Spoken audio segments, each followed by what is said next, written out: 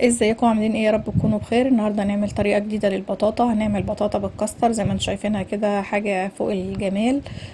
كمان هنعملها بطريقه سهله وبسيطه جدا، ومش هتكلفك كتير، والطعم بتاعها حكايه. البطاطا بتدوب معاكي في بقك كده.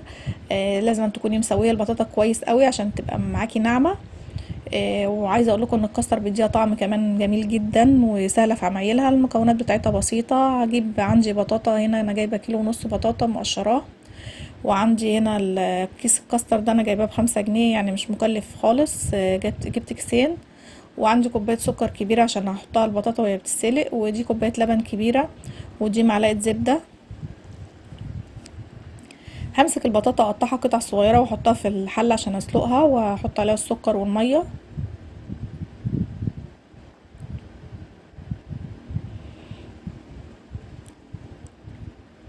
لازم تسوي البطاطا كويس عشان تبقى ناعمه معاكي وانت بتعمليها، وتبقى طعمها كمان بتدوب في البق وكده.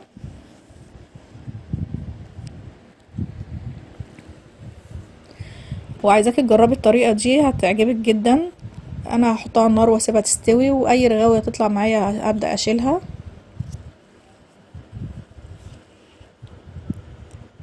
وتتاكدي ان البطاطا استوت قوي، وبعد كده بتمسكيها تصفيها. طبعا متصفيها من اي ميه فيها خالص. بعد كده بقى هحطها في طبق يكون كبير شويه، وهحط لها معلقه الزبده اللي انا قلت لكم عليها، وهبدا اقلبهم الاتنين مع بعض لحد ما الزبده تسيح والبطاطا كمان تنعم معايا.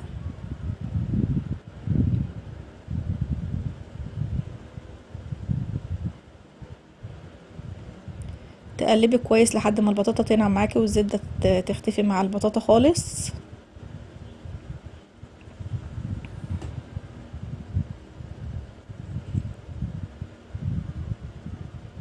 كده خلاص نعمت خالص اهيت، والزبده كمان اختفت معاها. هبدأ بقى ايه افردها في صينية. طبعا بتكوني دهنة الصينية اي حاجة، زبدة او سمنة او اي حاجة، وتبدأي تفردي البطاطا اللي انت عملتيها فيها. وابدأ اجهز بقى الكاستر عندي. هضيف كوباية اللبن الكبيرة اللي قلتلكوا عليها. وبعد كده اضيف الكيسين الكاستر اللي انا جايباهم.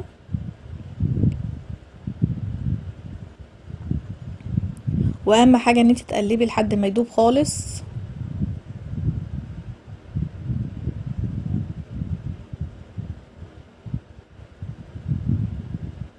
انا هنا كيسين جم كتير على اللبن، فضفت شوية لبن تاني، حوالي نص كوباية لبن تاني.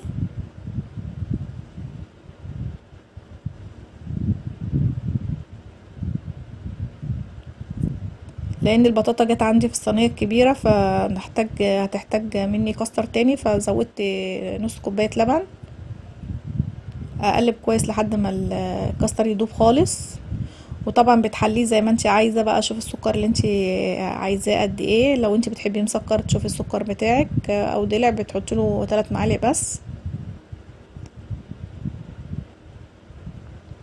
هقلب بقى بالمضرب خالص عشان اتاكد ان مفيش اي حاجه خالص، وهضيف السكر بتاعي. انا حاطه 3 معالق سكر، واقلبه كويس.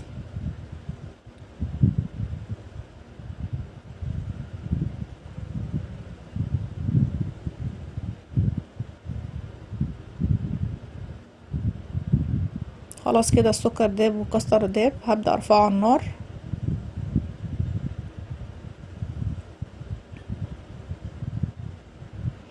خلاص كده داب خالص.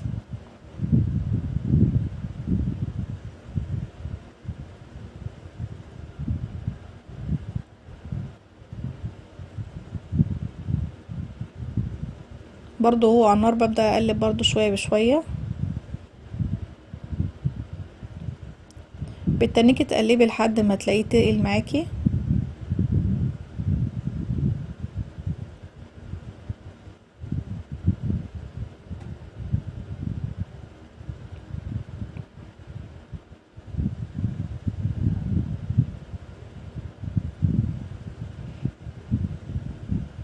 اهم حاجة ان انت تقلبي عشان ما يبقاش فيه حاجة مكلكعة معاكي خالص.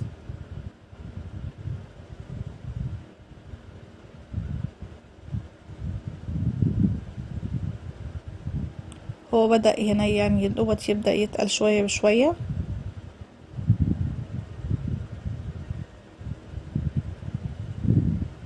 خلاص كده بدأ تقل معايا خلاص اهوت كده السمك اللي انا عايزاه. هطفي بقى عليه النار وهفرده واحطه في الصينية، وهبدأ ارش رشة سكر كده على الوش، عشان السكر دوت مع الشواية هيدي لون جميل. هحطها في الفرن بقى على الشواية. هشغل الشواية بس هتدي بس اللون الوش اللون الجميل اللي انتوا شايفينه في الاول. زي ما انتوا شايفين كده اللون بتاعها بقى حلو ازاي. خلاص هي كده بدأت خلاص استوت، الوش بتاعها احمر زي ما انتوا شايفينه كده. السكر اللي عمل اللون دوت، رشة السكر اللي انا رشيتها. عايزة اقول لكم ان هي طريقة سهلة وكمان طعمها جميل جدا، وبألف هنا، ومتشكرة لوقتكم على المشاهدة.